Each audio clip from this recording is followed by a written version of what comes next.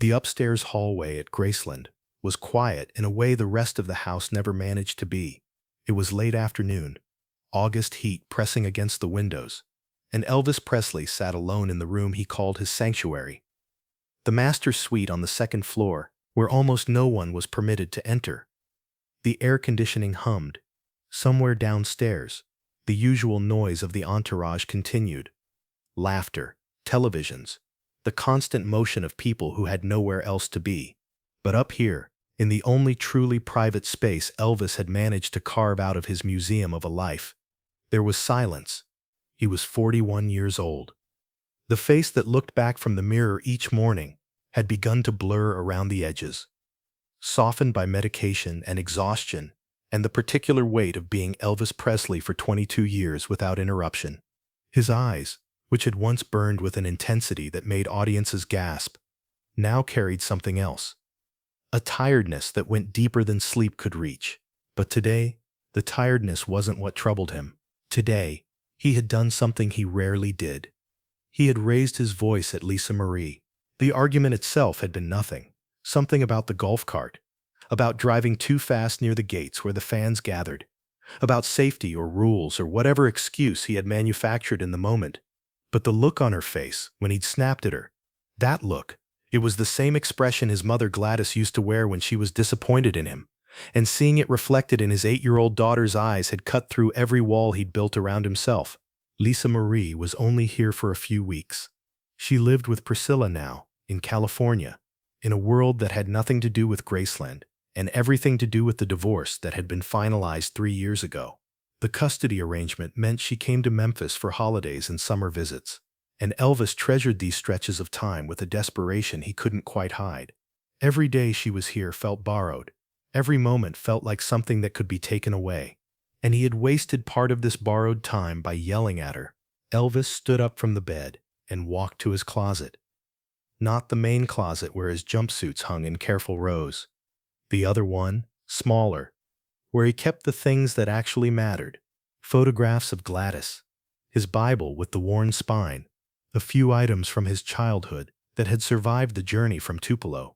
And there, on a high shelf behind some old recording equipment, was the Basset Hound puppet. He'd bought it years ago, back when Lisa was small enough to sit on his lap during his late-night television watching sessions. The puppet was ridiculous. Floppy ears, sad eyes, a mouth that moved when you put your hand inside.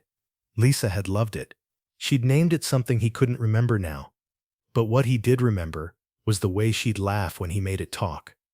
The way her whole face would transform from the careful watchfulness she'd learned to wear around the entourage into something purely, beautifully childlike. He hadn't used the puppet in over a year. Maybe 2. Elvis pulled it down from the shelf, shook off the dust, and slipped his hand inside. The fabric was worn but still soft. The button eyes stared at him with the same expression they'd always had. Patient, slightly mournful, waiting. He walked out of his room and down the hall to the guest bedroom, where Lisa Marie stayed during her visits. The door was closed. He knocked softly. No answer. He knocked again. "Lisa, it's Daddy." A long pause. Then quietly, "I don't want to talk." Elvis hesitated. He could have walked away. He could have told himself she needed space, that children got over these things, that it wasn't really a big deal. That's what the old Elvis might have done. The one who was always surrounded by people, but rarely truly present. The one who let others handle the difficult conversations while he retreated into pills and music and the comfortable numbness of constant distraction. But this wasn't about the old Elvis.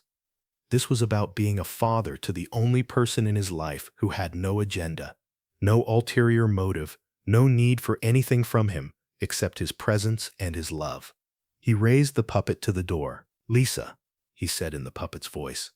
Higher, sillier, the voice of someone who couldn't possibly be intimidating. "It's me. I'm not Daddy. I'm the hound dog, and I got something real important to tell you." Silence on the other side of the door. But he could feel her listening. "I know your daddy was being mean earlier," the puppet continued, "and I told him he was wrong. I said, 'Elvis, you can't talk to that little girl like that. She's the best thing that ever happened to you, and you're being a fool.' And you know what he said? A small voice from behind the door. What? He said I was right. He said he was sorry. He said he'd give anything to take it back. The door opened a crack. One eye appeared, dark like his, watchful like Priscilla's, red-rimmed in a way that made his heart constrict. He's really sorry? Lisa asked. Elvis made the puppet nod its ridiculous head. So sorry. So sorry he asked me to come up here and sing you a song, because he knows you like it when I sing. And he knows. Here he let his real voice crack through, just slightly, letting the mask slip. He knows he doesn't deserve you, but he loves you more than anything in the whole world. The door opened wider. Lisa stood there in her pajamas.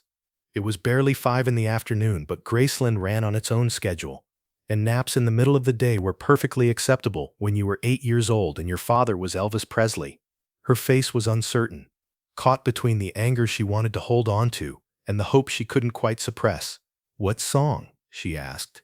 Elvis dropped to one knee, so that the puppet was at her eye level.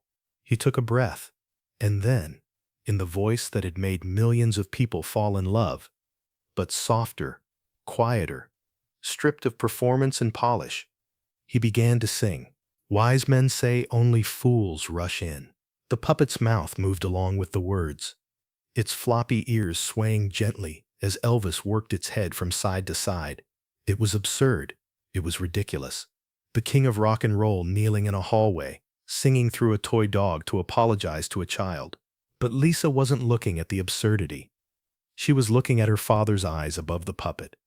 And what she saw there was something she recognized, something she'd always been able to see, even when he didn't know she was watching. The sadness beneath the smile, the loneliness inside the fame, the desperate, aching need to be loved for who he really was, rather than for the legend he'd been forced to become. But I can't help falling in love with you. The hallway was silent, except for his voice. Somewhere far below, the noise of Graceland continued. The entourage, the televisions, the constant hum of a household that never truly slept. But up here, in the private sanctuary of the second floor, there was only a father and a daughter, and a song that had been sung to stadium crowds, but had never meant as much as it did in this moment. Lisa's lip trembled. And then, before the song was finished, she stepped forward and threw her arms around his neck. The puppet fell to the floor. Elvis wrapped his arms around his daughter and held her tight, his face buried in her dark hair, his eyes closed against the tears he didn't want her to see. She was so small, so impossibly small, and she was only his for a few weeks at a time, and those weeks were passing too quickly, and he was wasting them by being tired and medicated and caught up in the 1,000 demands of being Elvis Presley instead of being her father. I'm sorry, baby, he whispered. Not through the puppet this time, just him. Daddy's so sorry. I know, she said into his shoulder. I forgive you. They stayed like that for a long moment. Elvis could feel her heartbeat against his chest. Quick, bird-like, full of life. And he thought about all the hearts that had beaten for him over the years. All the crowds and concerts and screaming fans. And none of it, not 1 second of it, had ever felt as real as this. When Lisa finally pulled back, her face was tear-streaked but smiling. Daddy? Yeah, baby? Can we go ride the golf cart? I'll drive slow this time. I promise. Elvis laughed, a real laugh, the kind that came from somewhere deep inside him, somewhere the pills and the exhaustion hadn't managed to touch. You can drive as fast as you want, he said. Just let me come with you. They went downstairs together, hand in hand. The entourage noticed. They always noticed, but for once Elvis didn't acknowledge them. He walked past the den where the televisions blared, past the kitchen where someone was making his usual requests, past all the apparatus of his fame, and out into the August heat. Lisa's golf cart was parked near the carport. It was small and white, with her name written on the side in letters that had faded over the years of use. She had the key with her. She always had the key with her. Wore it on a chain around her neck like a talisman. It was, she would later say, the key to her freedom, her demons and her joy, all wrapped into one small piece of worn metal. She climbed into the driver's seat. Elvis folded himself into the passenger side, his bulk making the small cart lean slightly to one side. The keys turned, the electric motor hummed, and then they were off. gliding across the grounds of Graceland, past the horses and the outbuildings and the gardens that Gladys had loved, toward the fence where the fans gathered every day hoping for a glimpse of the king. Lisa didn't drive slow.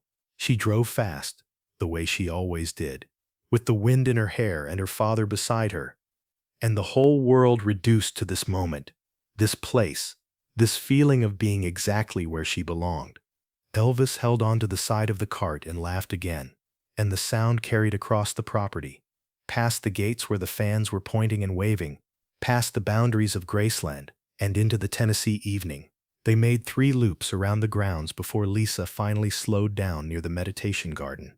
The sun was beginning to set, painting the sky in shades of pink and gold that Elvis had never quite managed to capture in any of his songs.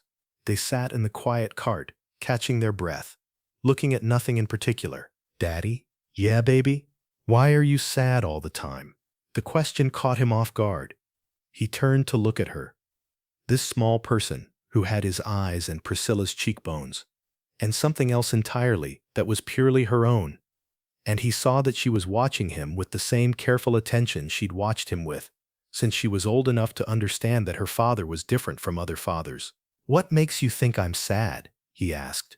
"I can see it," she said simply. "Even when you're smiling, you're sad underneath all the time." Elvis was quiet for a long moment. He thought about lying. He thought about deflecting, the way he did with everyone else, making a joke, changing the subject, hiding behind the persona that had protected him for so long. But this was Lisa. This was the one person in his life who deserved the truth. "I miss your grandmother," he said finally. "Every day. I miss her so much, it feels like a hole right here." He touched his chest. "And I miss what my life was supposed to be. Before all this, before you were famous." Yeah, before I was famous. Lisa considered this. "Mommy says being famous is hard." "Your mommy's right. Is it harder than being a daddy?" Elvis looked at her, really looked at her, the way he had when she was born, the way he had when he'd first held her in his arms, and understood for the first time what it meant to love someone more than yourself. "Nothing," he said, "is harder than being away from you." Lisa reached over and took his hand. Her fingers were small and warm and covered in the calluses that came from gripping golf cart steering wheels too tightly. "I'll come back," she said. "I always come back, Daddy. You don't have to be sad." He squeezed her hand. He couldn't speak. The words were there, somewhere, but they were trapped behind the wall of emotion that had built up over years of performing joy. While feeling something else entirely, they sat in the golf cart as the sun finished setting.